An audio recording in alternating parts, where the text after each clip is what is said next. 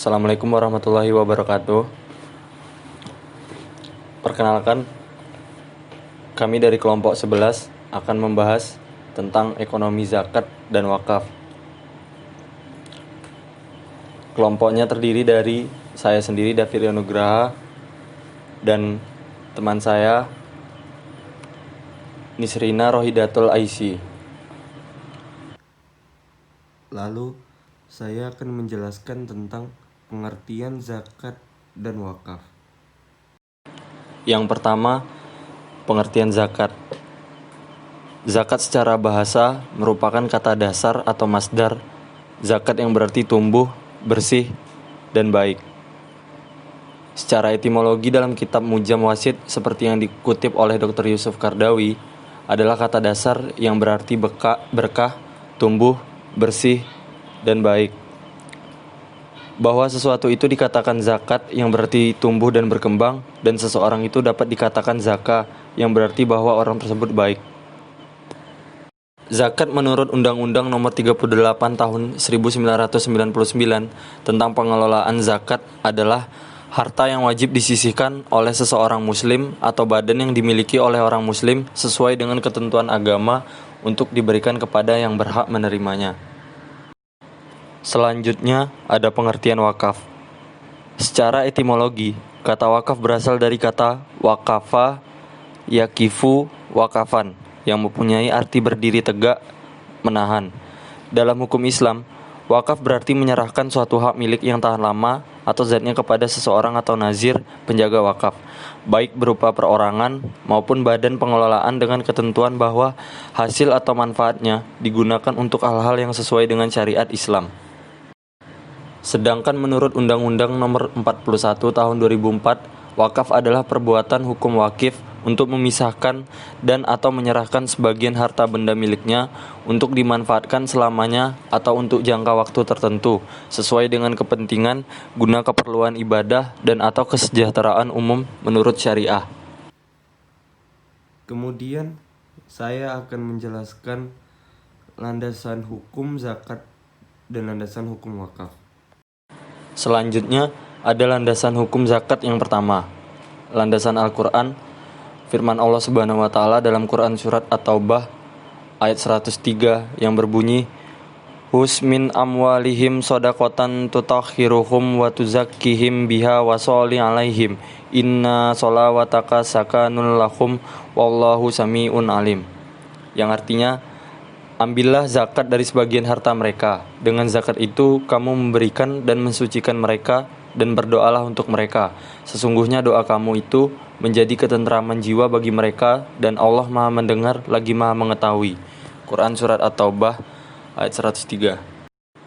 Landasan hukum zakat yang kedua, landasan hadis yang berbunyi, An Abi Hurairah an A'rabiya atan nabiyya sallallahu alaihi wasallam faqala julanni ala amalin iza amiltuhu dakhaltul jannatan qala ta'budullahu la tusyriku bihi syai'an wa tuqimus sholatal mu'tabatan wa tudaz zakatal mafrudatan wa tasuhu ramadana qala wallazi nafsi biyadihi la azidu ala haza falamma wala qala nabiyyu sallallahu alaihi wasallam man sarahu an yanzura ila rajulim min ahli jannatin falyanzur ila haza, yang artinya dari Abu Hurairah radhiyallahu anhu, sesungguhnya seorang Arab datang kepada Nabi sallallahu alaihi wasallam. Lalu ia bertanya, tunjukkanlah kepadaku atas amal-amal yang jika aku mengamalkannya aku akan masuk surga. Rasulullah sallallahu alaihi wasallam menjawab, beribadahlah engkau kepada Allah, jangan menyekutukannya sedikit pun. Engkau mendirikan sholat maktubah, engkau menunaikan zakat mafrudah, dan engkau laksanakan saum Ramadan. Ia berkata, demi yang jiwaku digenggamannya, aku tidak akan menambah atas ini. Dan ketika orang itu pergi, Rasulullah SAW bersabda, siapa yang ingin melihat seorang ahli surga, lihatlah orang ini. Hadis riwayat Al-Bukhari. Landasan hukum zakat ketiga, ijma. Ulama baik salaf atau klasik maupun khalaf atau kontemporer telah sepakat akan kewajiban zakat dan bagi yang mengingkarinya berarti telah kafir dalam Islam. Selanjutnya ada landasan hukum wakaf yang pertama, landasan Al-Quran.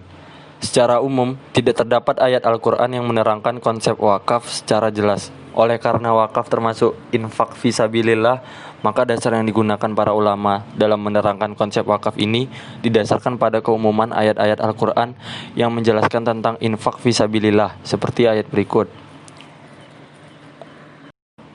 Hai orang-orang yang beriman, nafkahkanlah di jalan Allah sebagian dari hasil usaha kamu yang baik-baik, dan sebagian dari apa yang kami keluarkan dari bumi untuk kamu.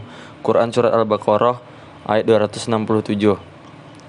Dan kamu sekali-kali tidak sampai kepada kebajikan atau yang sempurna sebelum kamu menafkahkan sebagian dari apa yang kamu cintai. Quran Surat Ali Imran ayat 92. Landasan hukum wakaf yang kedua, yaitu landasan hadis. Masalah wakaf oleh para ulama juga didasarkan pada berbagai sumber dari hadis Nabi. Di antara hadis Nabi yang menjadi rujukan sebagai dalil normatif wakaf adalah Umar memperoleh tanah di Khaybar. Lalu dia bertanya kepada Nabi dengan berkata, "Wahai Rasulullah, saya telah memperoleh tanah di Khaybar yang nilainya tinggi, dan tidak pernah saya peroleh yang lebih tinggi nilainya daripadanya. Apa yang Baginda perintahkan kepada saya untuk melakukannya?" Sabda Rasulullah, "Kalau kamu mau, tahan sumbernya dan sedekahkanlah manfaat atau faedahnya." Lalu Umar menyedekahkannya. Ia tidak boleh dijual, diberikan, atau dijadikan warisan. Umar menyedekahkan kepada fakir miskin, untuk keluarga, untuk memerdekakan budak, untuk orang yang berperang di jalan Allah, orang musafir dan para tamu.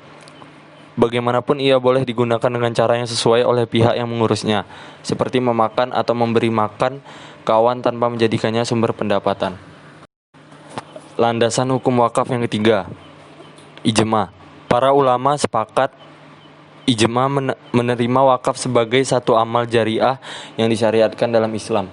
Tidak ada orang yang dapat menafikan dan menolak amalan wakaf dalam Islam, karena wakaf telah menjadi amalan yang senantiasa dijalankan dan diamalkan oleh para sahabat Nabi dan kaum muslimin sejak masa awal Islam hingga sekarang. Syarat zakat dan wakaf.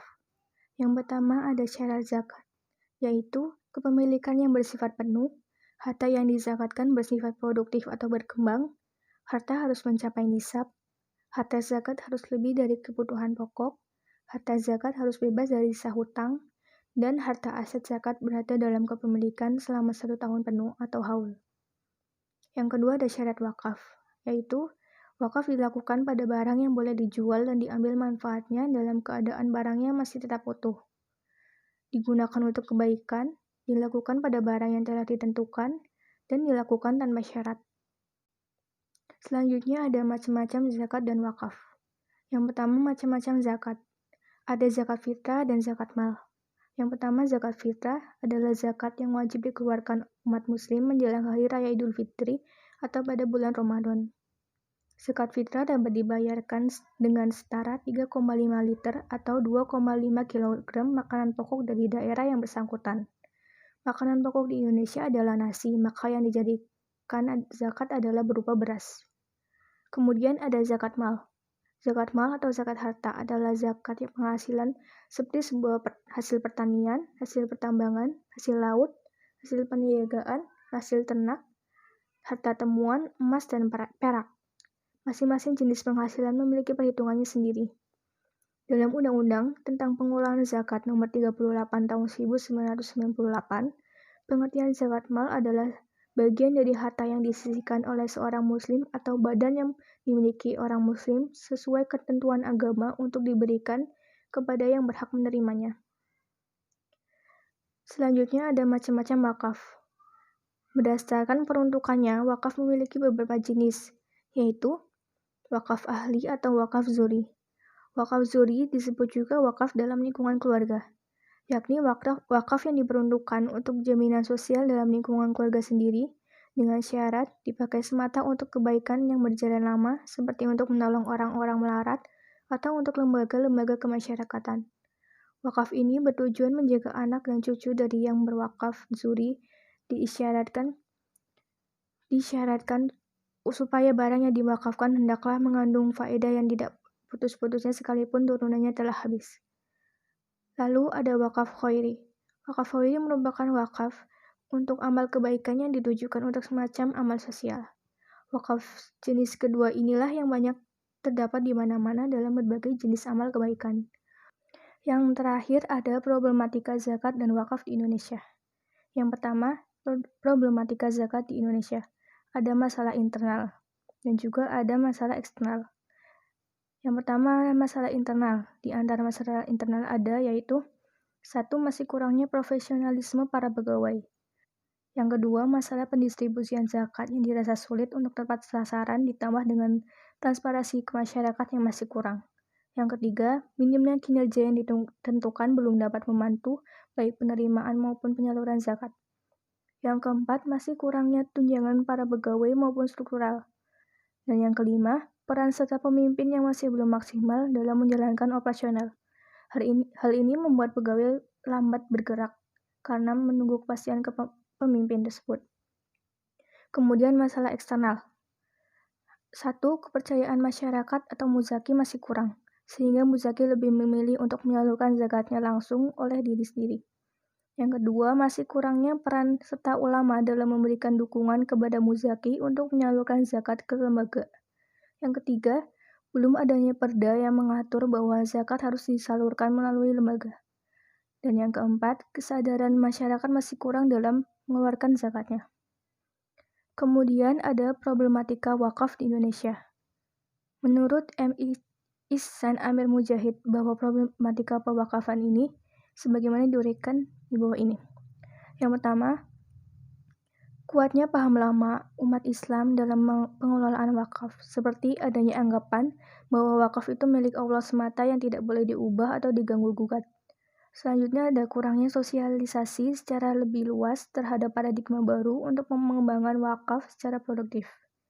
Selanjutnya, belum memiliki persepsi yang sama, peran dan sinergi para pejabat teknis wakaf di daerah dengan para pihak terkait terhadap upaya pemerintahan pusat dalam upaya pengembangan wakaf. Para pejabat teknis lebih banyak berkutat pada penanganan yang bersifat linear dibandingkan memasarkan gagasan-gagasan strategis dalam pengembangan wakaf yang lebih berwawasan sosial. Selanjutnya, nazir belum profesional sehingga wakaf belum dikelola secara optimal. Selanjutnya, lemahnya kemitraan dan kerjasama antara stakeholder wakaf untuk menjalin kekuatan internal umat Islam dalam mengelola dan pengembangan wakaf secara produktif. Selanjutnya, ekonomi global yang fluktuatif akibat hancurnya ekonomi negara adikuasa, yaitu Amerika Serikat.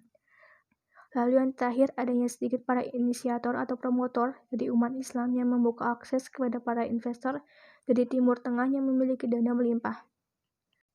Itu saja yang bisa kami sampaikan, kurang lebihnya mohon maaf. Wassalamualaikum warahmatullahi wabarakatuh.